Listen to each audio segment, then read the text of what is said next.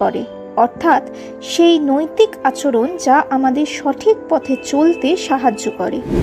ধর্ম হলো সেই পথ যা আত্মাকে মোক্ষের পথে নিয়ে যায়, যা হৃদয়কে আলোকিত করে। সত্য, জ্ঞান, ক্ষমা, দয়া, করুণা, ন্যায় এই সব সদ্গুণাবলী হলো যথার্থ ধর্ম। আসুন জেনে নিই ভারতীয় প্রাচীন সাহিত্য ধর্ম বলতে ঠিক কী বুঝিয়েছে।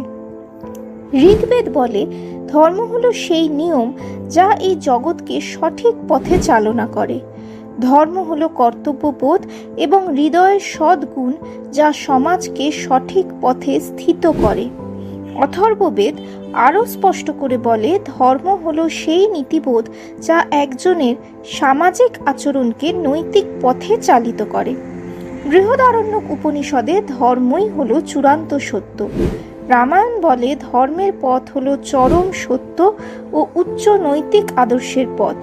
আরেক মহাকাব্য মহাভারতে ধর্মের অর্থ নৃশংস, অর্থাৎ সব রকম নৃশংসতা থেকে দূরে থাকা এবং ন্যায়ের পথে অবিচল থাকা।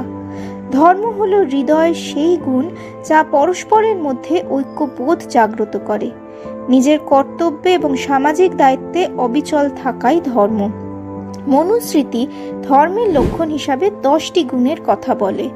ধৈর্য বা ধৃতি, ক্ষমা, ইন্দ্রিয় সংযম, হৃদয় শুদ্ধতা, প্রবৃত্তির উপর নিয়ন্ত্রণ, উচিত কাজ, জ্ঞান, বিদ্যা, সত্য এবং অক্রোধ।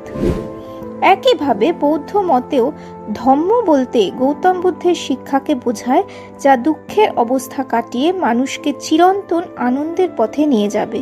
সেই আনন্দই মোক্ষ, সেই আনন্দই জীবনের পরম অভীষ্ট।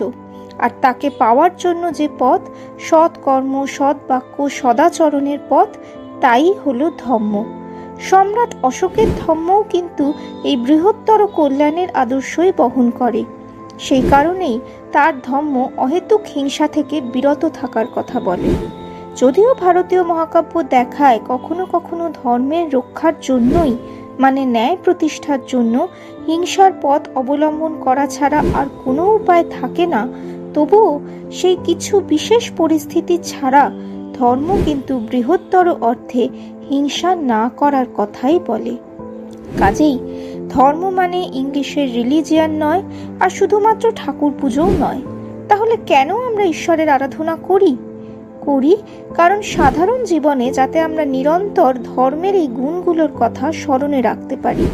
বৃহত্তর সত্তার মঙ্গল বিধানে বিশ্বাস ও আত্মসমর্পণের মধ্যে আমাদের মনে শান্তির বোধ জন্মায়।